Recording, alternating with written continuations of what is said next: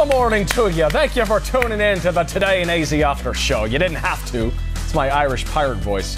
You like that? Something. I don't know, deep in the recesses of my body. I feel a need to start the show differently every time. That's good. I like it. Sometimes you swing and miss. You challenge yourself. Because sometimes we all get stuck in the same rut. Yeah. You know, the same sayings. You try to break it. I think we should all do the show in like voices, you know? Do some impressions, little stand-up comedy work, some improv. Probably wouldn't go over well when we're talking about serious news, but thankfully we don't have to worry about that on the after show. Not a news show. Thanks for tuning in, everybody. Paul Gerke, James Quinones, Vanessa Ramirez, Emma Jade back in the house this morning. Not on the couch, though. She's got babies to attend to. Top of the morning, Ted. Top of the morning, too. What's you sipping on over there? A little sports coffee? A little sports coffee here. Yeah. I have some kind of a solution that the boys in the back made for me. Yes, they just stirred up. Give me, little degreaser in there. It'll straighten the hair on your chest. Yeah. Or in my case, make it fall right off. We don't need to hear about your personal problems. That's also not what the show is for. Actually, it is. We talked a lot about personal problems yesterday. Quick shout out to everybody in the comments section. Oh, man. You know what? We're talking about, speaking of personal problems today, we got to talk our topic. We see it posted at the top, courtesy of the 12 News with the verified check mark. Are you guilty of judging a book by its cover? What attracts you to somebody? There's a reason for this. We're not just asking for the heck of it. We had a study earlier today on Today in AZ about, you're looking at it right there in the video, about how the shape of someone's body frames the way we view them. Basically what they did was show these expressionless, faceless models to a group of people.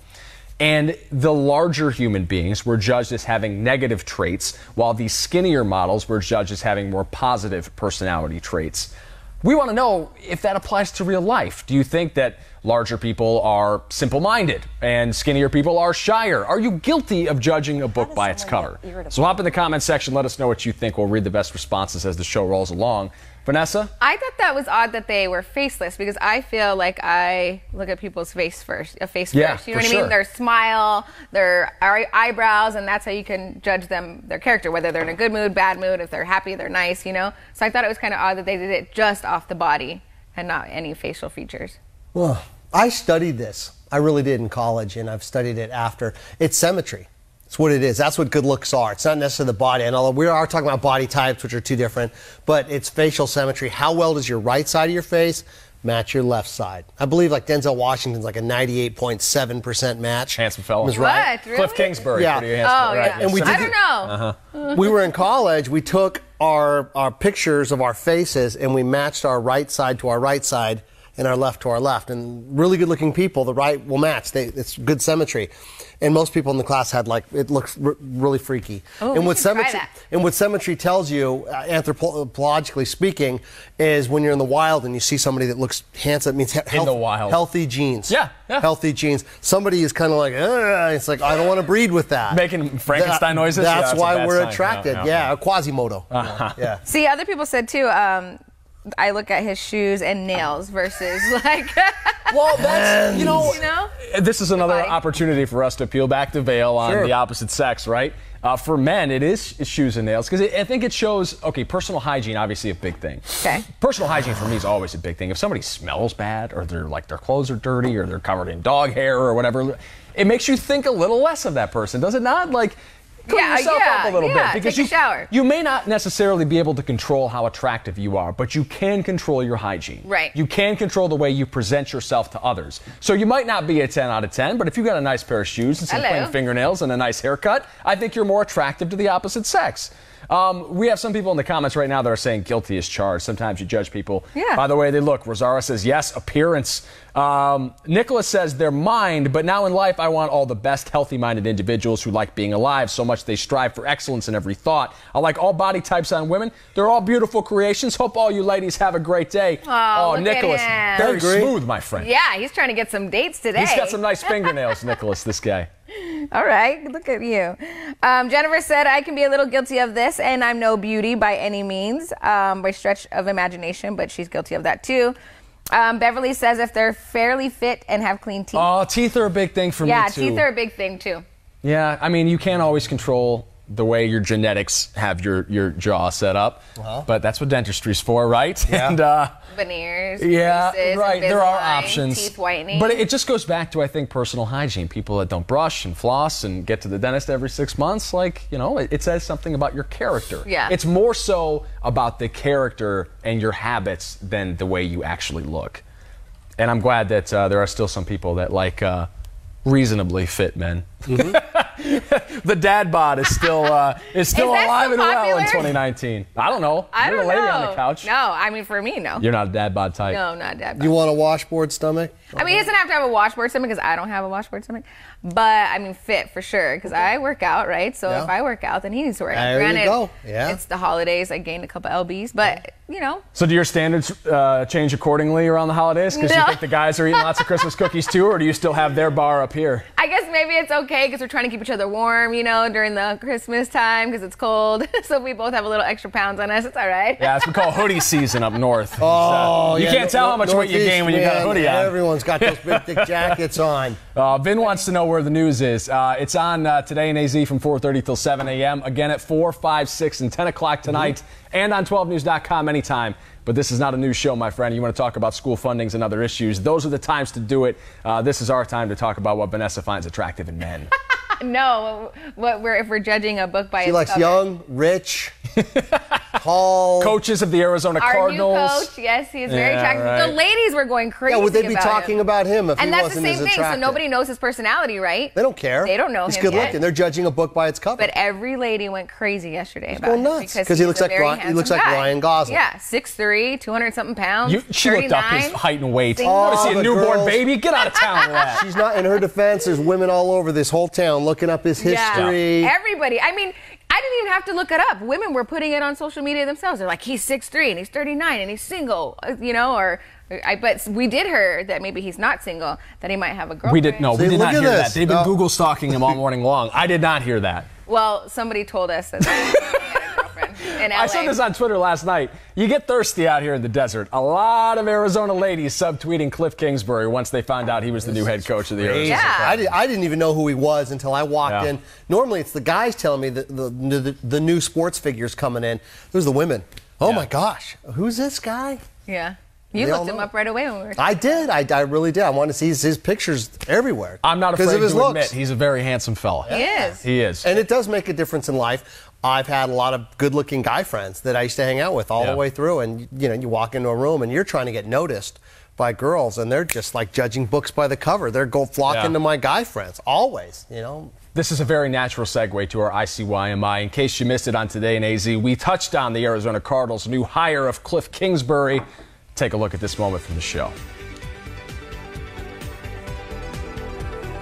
Cardinals actually changed their Twitter handle to Cardinals with a K, Arizona Cardinals. They're talking about seeing Ryan Gosling trending in Twitter right now because Cliff Kingsbury looks just like Ryan Gosling, and he Really dresses does. like him too. Yeah. Hashtag Cards Got Cliff. Let's see what else is here. Kyle Odegaard, one of the reporters for the Cards. Prominent quarterbacks who played under Cliff Kingsbury, Case Keenum, Johnny Manziel, Baker Mayfield, all guys with bright NFL futures enjoying some success right now. Could Josh Rosen be the next one to join that group? We shall see. Christian Kirk looks pretty happy by the hire. They're not ready with the shush. He's trying to keep people from talking. Rosen also tweeting this, welcome coach. Little Photoshop action there. Those two have never stood next to each other before, but that might change today when they introduce the head coach at the press conference at 1 o'clock. I'm just saying, everybody's excited about Cliff Kingsbury, at least on a surface level, especially for a guy who hasn't coached an NFL game. Hey, can we get a real shout out real quick to one of our social media guys, Gabe? Taking care of some of the trolls in the comment section. Appreciate you, man. Oh, Steadicam Michael's going to run over and give him a little love. Smile pretty for us, Gabe. Hey. Gabe rules. The Wizard of Oz back there, making sure everything stays clean in the chat. We appreciate a fun, constructive discussion. We're not here to hate on each other. And I'm not trying to hate on Cliff Kingsbury either, no matter how handsome the guy is. I'm just saying, listen. You were tweeting about him a lot yesterday. Well, you want to judge a book by its cover. This goes back to our talker topic. The first thing you see when you see Cliff Kingsbury is not his coaching acumen, not his resume, not his record at Texas Tech or his offensive scheme. You see that he's a handsome guy in a nice suit. Although I hear he might be wearing a knockoff watch. There was a picture that went viral last night of what is a retail $100,000 watch on his wrist that was actually a $100 knockoff. But it's a very handsome watch. That means he's very good with his money. Right, and I kind of want to know where he got it because it's a sweet watch. Yeah. People really did that? Oh, yeah. Oh, the Cliff Kingsbury saga is all over Twitter. Huge. Yeah. I mean, like, it becomes a big deal. I mean, it is really the first hire of the coaching season, too, in the offseason. I mean, the Cardinals went and got their guy first, which might help them because they're going to need to fill out that staff. The problem with Kingsbury is he's never had an NFL coaching gig before. He has played in the league. He played when he was younger, not that much younger. He's only 39 now. But he doesn't have the connections that some of those other guys have. You know who would really help the Cardinals right now? Steve Wilks as a defensive coordinator. Okay. Because Kingsbury's going to need one, and he's going to need an experienced OC, too, to bring onto that staff. I want to know what you guys think, too. If you don't want to talk about body shapes and the way that you judge people, let me know what you think about the Cardinals head coaching hire. If you have any questions, I'd love to try to answer them for you. In case you don't recognize me from our Sunday show, Cardinals Locker Room, I do work with the team, and I have a general understanding of what's going on over there in Tempe. So now's the chance to step in. Michael says, 4-year contract, ridiculous. There's a 5th-year option on the back end of that contract, too, Michael. But those things never seem to run full term. The length of the contract is really irrelevant because if the Cardinals don't like what they got, they're going to let him go before 4 years. You just saw it with Wilks. And if they like what he's doing, if he takes Arizona back to the playoffs next year, suddenly they're in contention in the West, they're going to extend him. The duration of that initial contract is really He's only going to be judged ultimately. This is all the honeymoon. He will be judged on one thing: wins. Yeah. That's it. You don't win, all of a sudden his looks are going to start to go down. He's going to bring some extra butts in those seats, though. Yeah. Those ladies are going to be piling in that State Farm there. That's a good question. I don't know if they will. Will they? Oh, initially. Well, I think. Would you buy a ticket? I think. I already go anyway. Yeah. Well, I think the excitement around a new coach brings people together, puts butts in the seats. It's going to be interesting to see what Week 1 is next year. They're floating 2 possibilities. The NFL schedule's not out yet. Okay. But there's 2 games on Arizona's schedule that would make a great Week 1. Can you guess them? Us playing the Rams? Nah, I'll give you the first one. Okay. The first one is a little less obvious. The Browns at Arizona. Oh, Bruce Arians. No. Bruce Arians is in Tampa. He's in Tampa. Baker Mayfield was one of Cliff Kingsbury's proteges at Texas A&M. So they had a very acrimonious split. Baker Mayfield and Cliff Kingsbury do not like each other. Okay. They're coming here next year. That would be a fun Week 1. The other one, you were onto it, Bruce Arians in Tampa. They're going to play at Tampa next year. So that might be a Week 1 contest, too, a little reunion with B.A. I'm curious about what people think about B.A. taking another coaching gig, too, after, quote-unquote, retiring here in Arizona. Those guys are too fidgety. I've known too many people in too many careers that say, I'm done, I'm retiring. They get fidgety. Yeah. They go right back. You try it, and then you can't handle it, you know? He worked for CBS last year in the broadcast booth. He was part of their 5th or 6th string team, and I thought he was pretty good on there. I thought he'd be a good TV type, but that's not the same as coaching. No. You want to be in the mix. And I think for BA, it was more so about retiring and taking a step back and getting closer to the life he wants to live outside of football. Maybe he's not ready for it yet. But that gig in Tampa is only an hour away from his forever home. He always talked about his forever home when he was in Arizona, where he's going to go retire with his wife and spend time with his family. It's a quick flight from Tampa. I don't know how long he'll stick around there. The Bucs are a pretty dysfunctional franchise. I worked in Tampa for a few years and covered that team.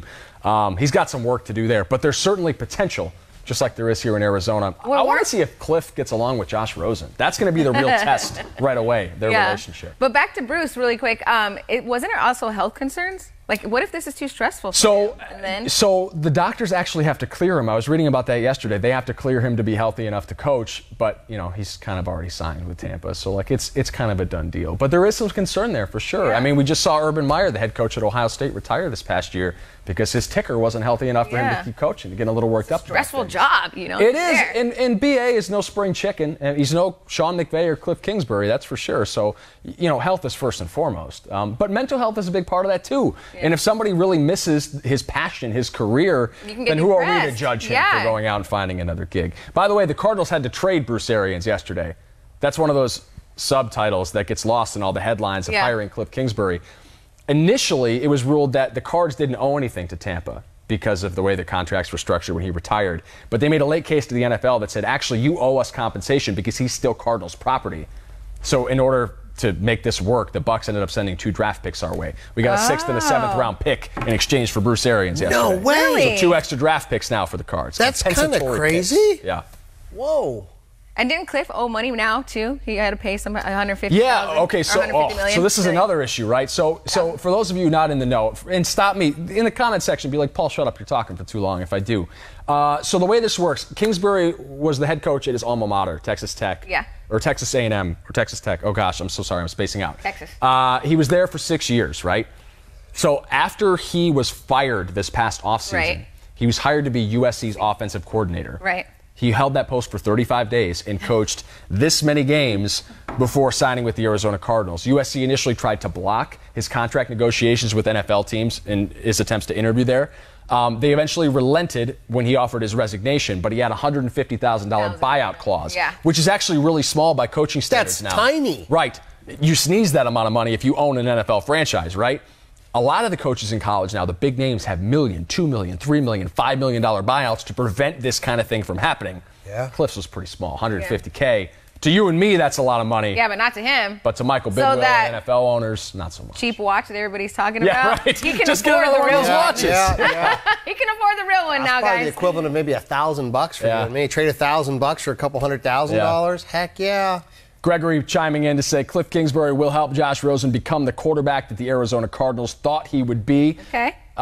He is a quarterback whisperer. You heard the names there. Yeah, Patrick Mahomes, who just is tearing up the NFL right now. Baker Mayfield, who's probably going to win Rookie of the Year, or at least deserves to.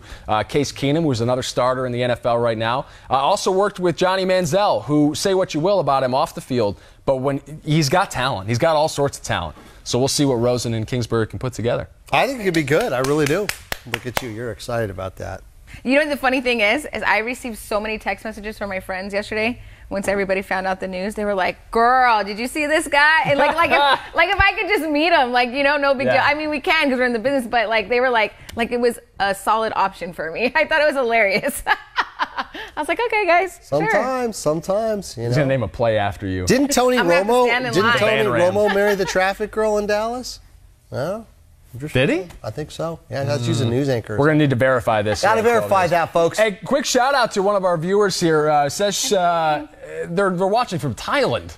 Ooh. That's a long way away. I don't even know what time it is out there. What time is it in Thailand? Thailand, it's the next day. Late? You could have said anything there.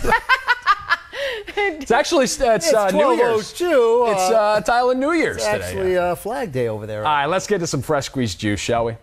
Okay, so I saw this story yesterday, and I was like, what in the world? Okay, so those are the best kind of stories. Yeah, you see a story, and you just stop and stare. This is one of them that'll make you do a double take or a double click.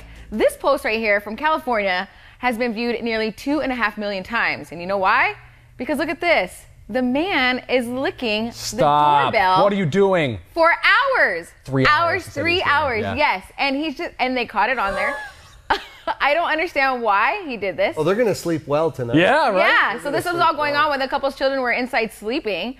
Police know the guy there, and they know his name, so they're looking for him. Oh, good, But good. what is his deal doing that for 3 hours? It's crazy. He's mentally ill, really. I kind of feel bad for the guy. I feel bad for the people. He's a really... He sees the camera. Person. He knows. Yeah, he knows. He's like... I don't know, maybe it's just me, but this is a little perverse to me. Like, he sees the cameras there. He's doing this on purpose. I think this is a sexually charged thing. I don't know, man. I honestly feel bad for the guy. I think he belongs possibly somewhere behind bars. Where he can get some help. Yeah, where he can get some help. Yeah. He really does need some help. And I feel very bad for that family, too, because I would freak out. Well, you know the crazy part about this? Is that we say that something's wrong with him, right? But they're going to find out who he is, and he's going to be called to a talk show to talk about it, and then he's going to become famous. Oh, no, I don't know about that. I don't know, because they'll be like, what were you thinking? Doing that for 3 hours on a doorbell. Well, that is a very fair question. What are you thinking? What would you do if you walked outside and saw this dude going to town on your doorbell? Probably grab my gun. Well, you'd freak out initially, right? You'd be like, what are you doing? Well, Get out of slam here. the door. Right. I wouldn't try to confront him, but if I did have a gun, it could get pretty dangerous. I'd be scared to death. I would get a water gun. Shoot through the door. Here's the thing. And he'd lick your gun. Right. When you encounter someone like that, like your first, maybe it's just me, but my first instinct is, what are you on? Like, yeah, exactly. You might be a little more dangerous. This guy's hopped up on PCP, licking doorbells. Yeah. You don't want to defend yourself against somebody that has a lower pain tolerance or is capable of doing something crazy, right? Who knows? Yeah. So I think the initial reaction is just to call the cops, but I would want to go out there and give them a piece of my mind, a knuckle sandwich for you. Oh, skedaddle, pal. It all depends. That would just freak me out. Hopefully I could call the cops and get them over there, but. He's definitely disturbed. That's some scary stuff. That we have the Ring doorbells now that can see everything. You do. I always see you looking on yours. You check it at work? Yeah. All the time. It rings you. It shoots you messages when somebody's on your porch. When someone's in your front yard or you ever wherever. Seen anything weird on there? No, thank goodness. What does it cost per month? Is it like $5 or something? I'm not too sure. I think when you first purchase it, they give you a trial for the first year or something. All right, fair enough. All right, let's get to an extra shot before we wrap up the show this morning. Okay. Yeah, go ahead and read it. This is the one. 12 News is everything Arizona. We're taking you everywhere from A to Z. So this week, the spotlight is on downtown Phoenix, and the Orpheum Theater is celebrating its 90th anniversary this month. Cool. So guess what? We're going behind the scenes for a look at how all the magic comes together. And of course, Crystal is going to shine bright doing this. You two were on the show this morning doing a little tour of downtown Phoenix with an app. It's like a little scavenger hunt. Yeah, scavenger hunt. It took us to 19 different spots in downtown Phoenix. We had to solve a lot of problems, and it took us, 2 hours and 40-something minutes? Yeah. I live in downtown Phoenix. Yeah. I love downtown Phoenix. I got nothing but love. But 19 stops is about all there is in downtown Phoenix. The funny thing is, though, it didn't take us to Chase Field or Talking Stick Resort Arena. Well, because I figure people already know about those spots. So they want to give you the larger gems, spots. Right? Yeah. We went to Heritage Square, went to the Wells Fargo Museum. They didn't go to Cornish Pasty, which is a bummer. Because it's good eats, man. But there were a lot of I've done the pasty in Tempe. Yeah. What's your go-to? Stuff. Chicken. Spicy chicken? Yeah, spicy I like spicy chicken. Good is stuff. Jam, man. Yeah. Have you ever had a pasty? I do, yeah. The meatball one. They have like the meatball. Probably not great for you. Try to cut down on the carbs, but man, we all got a lot. We've all put on some weight. And they're open late downtown to 2 in the morning. How's your diet coming? Good? Oh, mine? Yeah. I thought you were looking at Vanessa. Yeah, no, I ain't. I won't ask her about hers. No, I'm good. What day is it? 8th, 9th? It's the 9th now? I've been good for about 8 of the 9 days. What are you doing for weekends? Well, weekends are generally a pretty lawless place for me, but I'm doing my best. Okay. Yeah, I'm trying not to be a bad kid. How about the booze? 1 day a week is what I'm giving myself. That's good. You can. I can't cut it out entirely. I like beer too much. You gotta enjoy your life. I feel like I want to drink on the weekend. You want to go out with people. Yeah. There's a social stigma. Like, I can give you reasons all day. It's nobody's business. But I'm giving myself 1 day to kind of. I always tell people, if you remove all that stuff out of your life, one, it's you're working out to live your life, and you have to enjoy your life. Sure. If not, when you finally get off it, you're going to backslide hard. Also, what are you doing it for, man? Yeah. What are you working out for if you're not going to enjoy feeling a little better about yourself, right? All right. Producer Jeff says it's time to go. Jeff, yeah. And we always listen to what he has to say. We'll do the show again tomorrow morning, 7:30 a.m. sharp on the 12 News Facebook page. Much love to you people. Be good out there. Go Cards.